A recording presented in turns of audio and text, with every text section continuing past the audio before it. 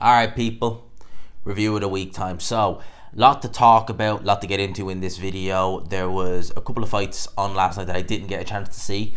One of them was the Ramirez fight. I didn't see that fight at all, or any of the undercard fights. I know Richard Torres won his fight on the undercard. I haven't seen the main fight yet, so I will. People are saying it was an upset. Ramirez, I believe, was down in the fight. Look, I haven't got a chance to look at it, but that surprised me because Ramirez had been looking very good as of late. He'd really settled into the pro game, and I was expecting big things from him. So we'll have to have a look at the fight. We'll have to maybe talk about it a little bit later, maybe on midweek report. I'm recording this at a little after 7 p.m, so the Chris Smith fight hasn't happened yet.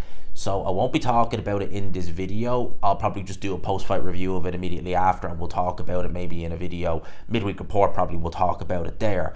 But one of the fights that happened last night, which some people may not have been aware of, Tony Yoka fought last night. It was his comeback fight following on from two back-to-back losses.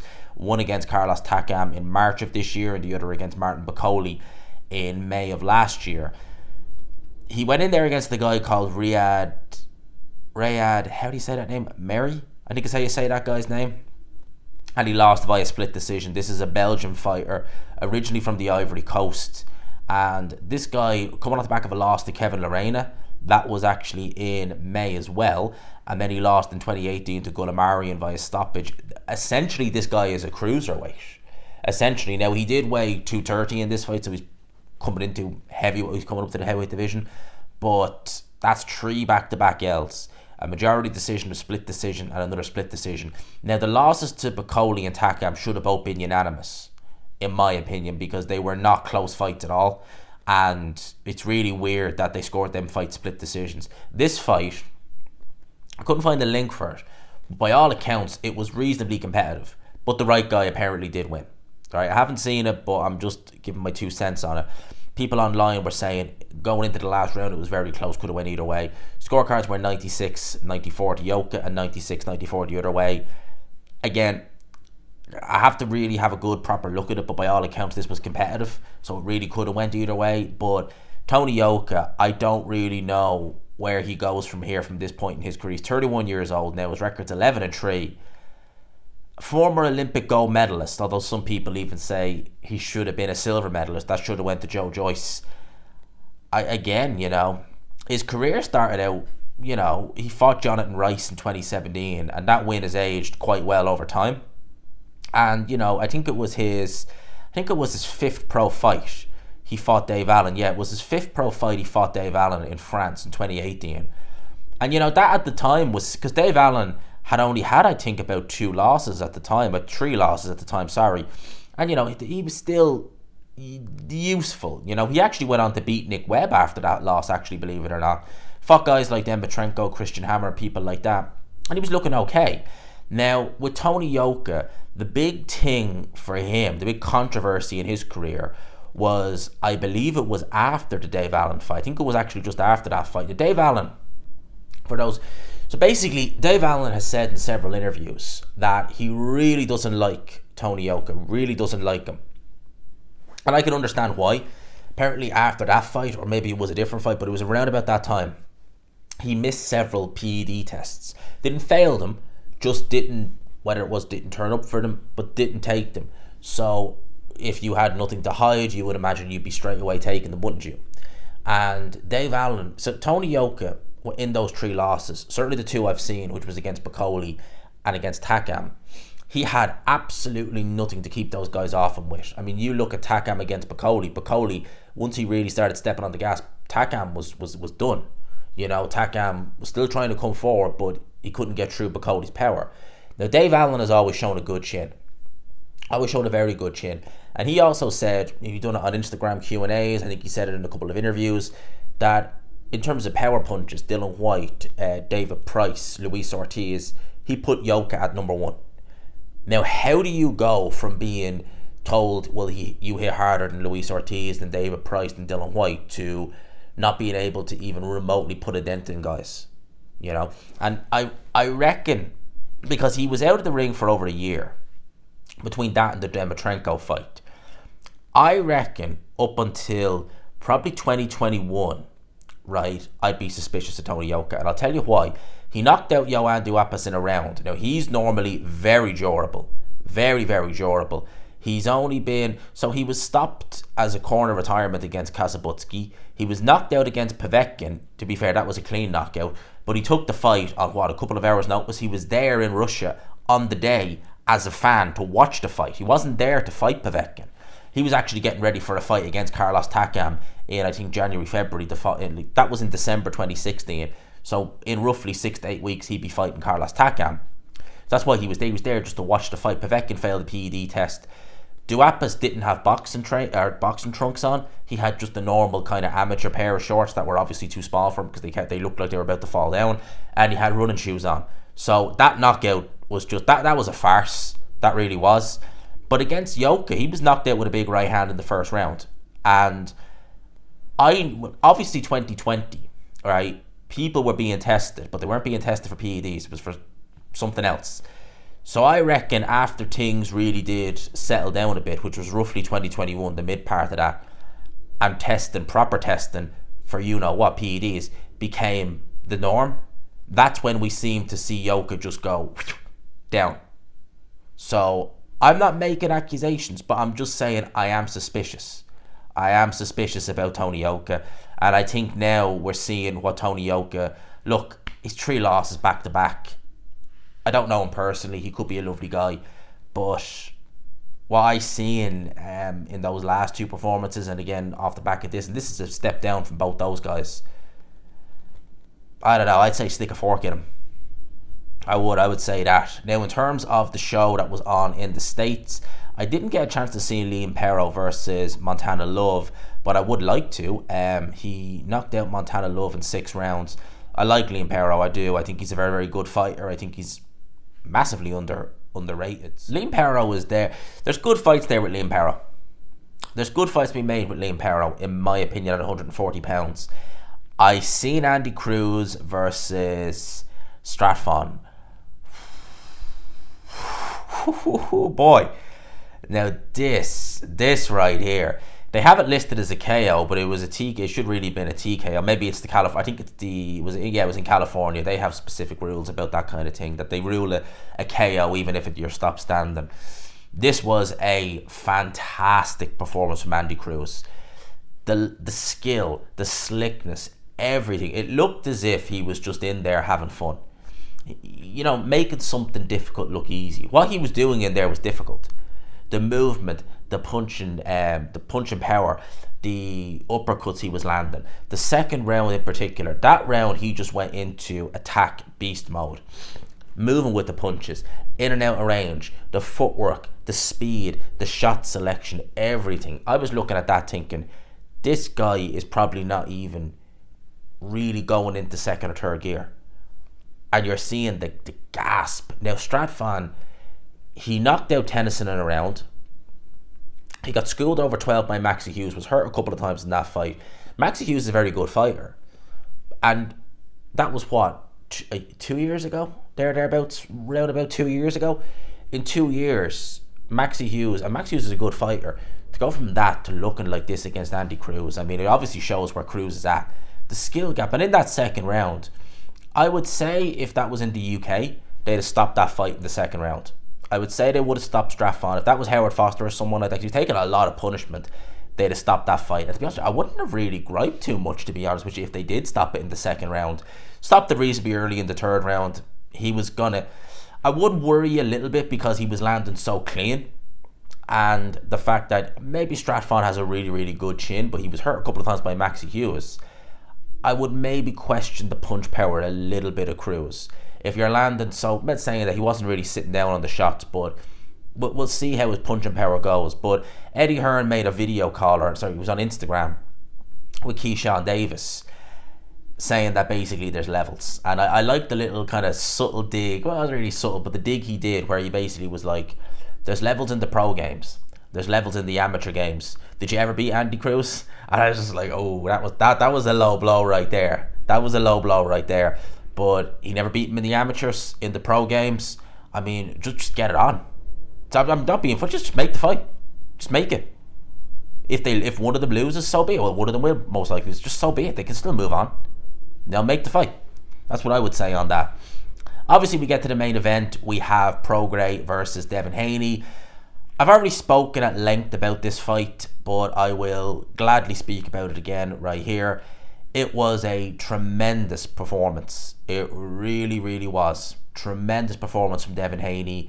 It says here that Prograis only landed 36 punches on Devin Haney according to punch stats, meaning that he's broken Edwin De Los Santos' record against Shakur Stevenson for the lowest punches landed in a 12-round fight.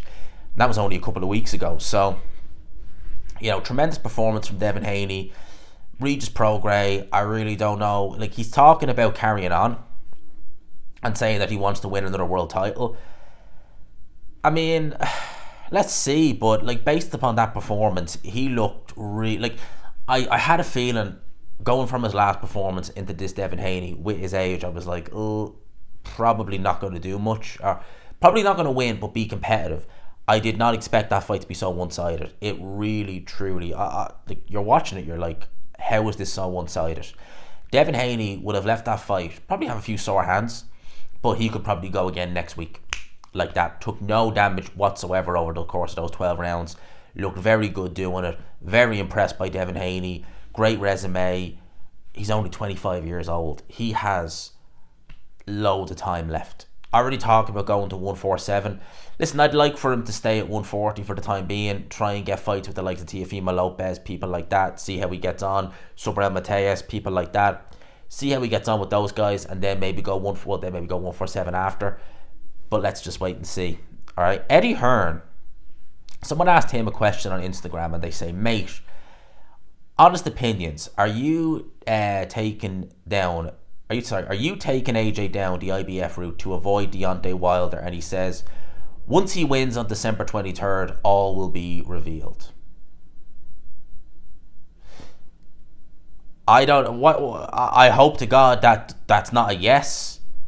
He's not obviously going to say we're going down that road to avoid Deontay Wilder, but I hope to God. You see, here's the thing, right?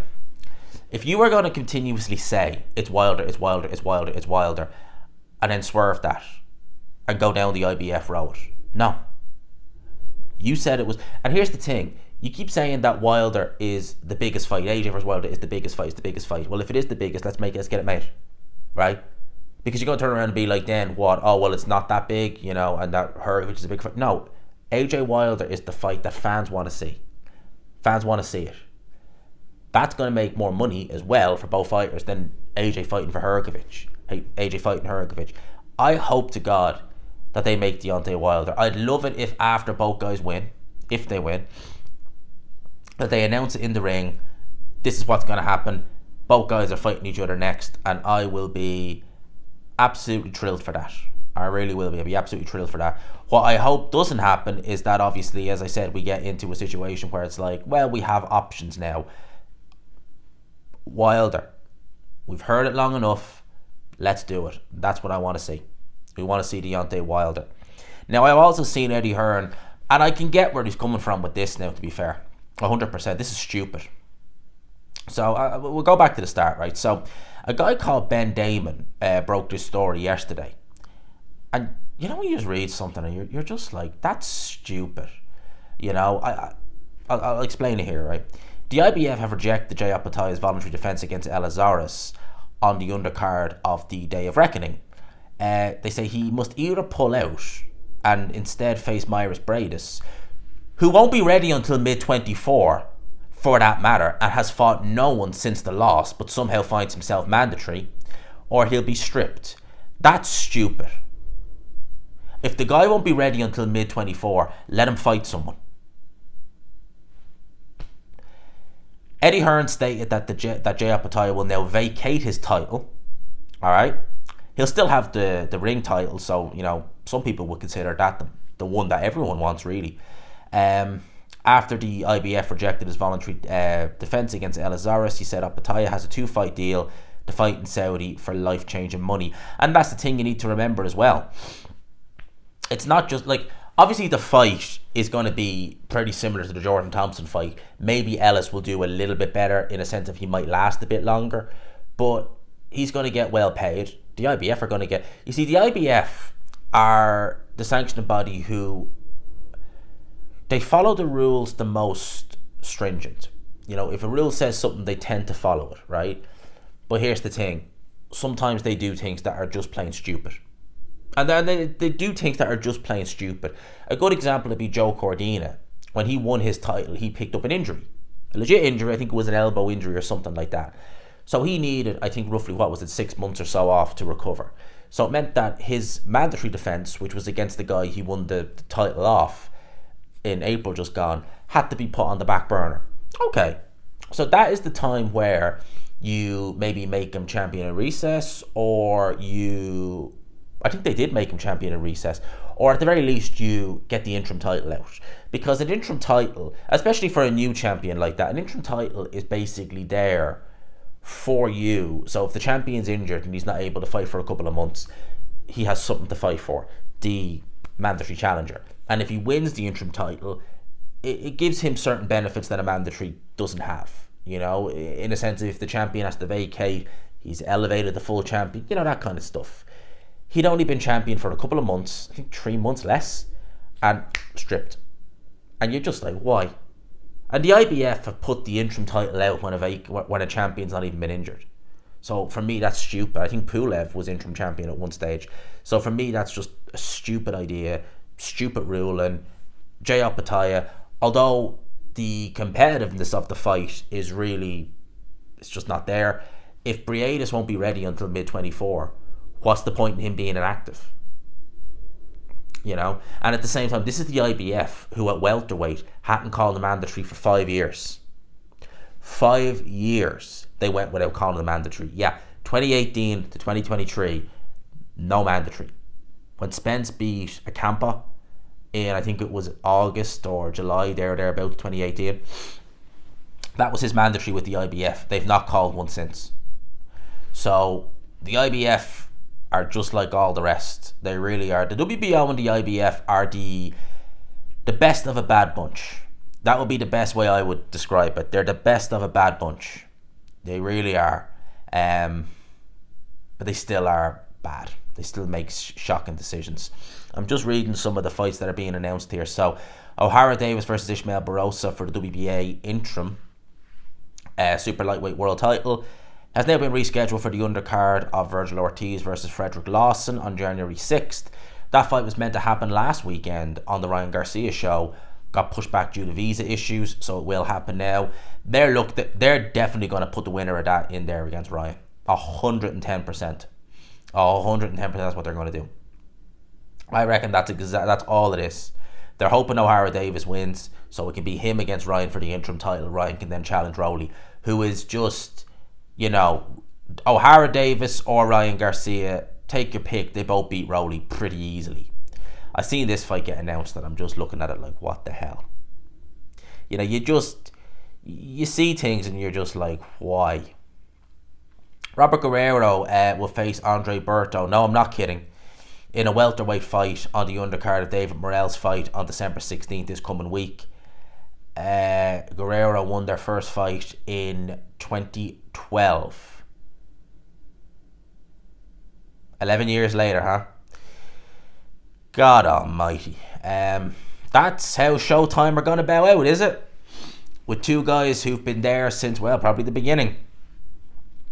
Bad fight. Well, it might actually turn out to be a bit of a barn burner because both guys are probably way past it, but still, why are you putting fights like that on? I just don't get it. I just don't get it. In a week where PBC announced they'll be going to Amazon Prime, so they said they're only going to do between 12 to 14 shows, which is still, it's not a great amount of shows to be putting on. It really isn't.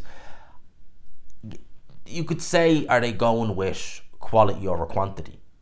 It's possible, because two of them shows you would imagine would be Canelo, Benavidez, well, who else? You know, Tank, obviously, people like that.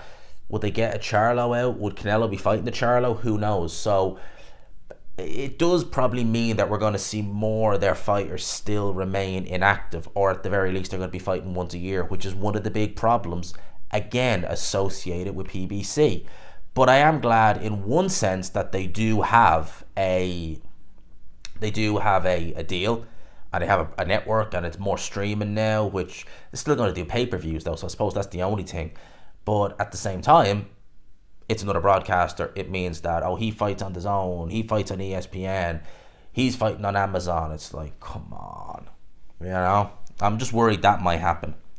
Canelo Alvarez was asked about Dave Benavidez, saying that he should either fight him or vacate. His response was, "In this moment, I'm the king. I can do whatever I want." He's your mandatory though, so fight him. That's what I got to say on that. He's your mandatory, so fight him. He says, yeah, it always happens. When he was asked about ducking Benavidez, it always happens. Lara, Trout, Mayweather, Cotto, Golovkin, Jacobs, Smith, Billy Joe. At the end of the day, I beat practically all of them. If I beat Benavidez, they're going to say, oh, why don't you face this other guy? Look at my history. I've done everything in boxing. I've done it all. Yeah, but we want to see you fight Dave Benavidez. Because, well, one, he's mandatory. And two, I think it's going to be a very, very good fight. Why not fight Dave Benavidez? Look, Canelo is that resume. Now, I know he lost to Mayweather, and I know he lost to Bivol. I don't think you mentioned Bivol there, actually, but he fought Bivol, he lost to Bivol. He's beaten the rest of them. That resume is insane. It is. But me as a boxing fan, and as a selfish boxing fan, I want to see him in the best available fights. And I think Benavidez is the best available fight. He's a mandatory, so he should be obligated to fight him if he's worked himself into the mandatory. If he doesn't want to fight him, vacate the title. If you don't want to fight him, vacate the title then. That's what I got to say on that. If you don't want to fight Benavidez, vacate the title. So, that is my 2 cents on Canelo Alvarez. It says here, actually, that Tank Davis could reportedly headline PBC's first Amazon Prime pay-per-view in the month of March. That's interesting, actually. Oh, now here's an interesting one, right?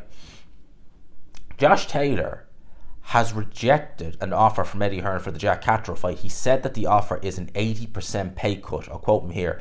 Especially for a fight that's bigger than the first fight. I don't know anyone on this planet who that would take a fight for that kind of pay cut. If Matchroom are serious about making the fight, they've got to put in some serious offer. It's as simple as that. Now, Jack Catterall has been talking a lot about Josh Taylor, saying he's a duck, he's this, that, and the other, blah, blah, blah, blah, blah.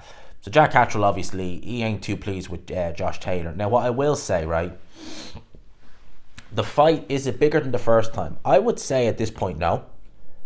I would say it isn't, because no titles are on the line.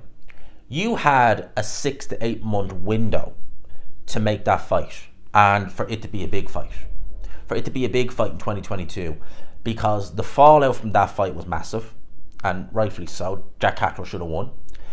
Josh Taylor was still champion. They should have made the fight then, because they could have made a lot more money from it. Now, Josh Taylor has taken a loss. He's not a champion anymore.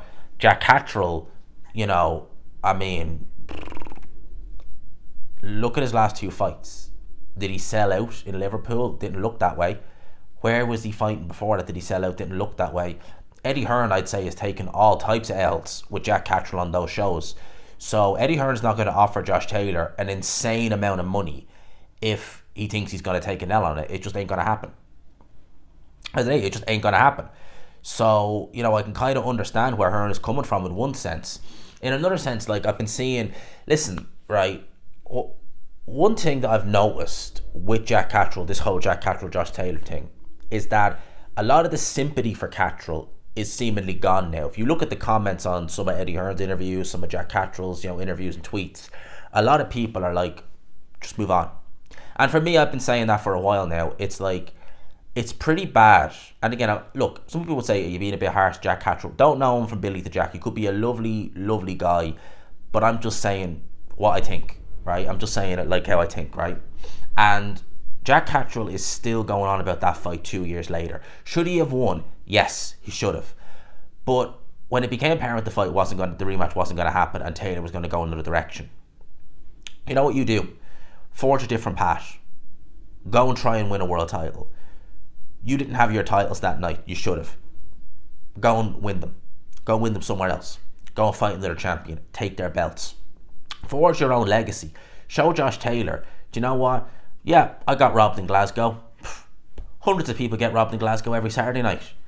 Put that to one side. Doesn't matter.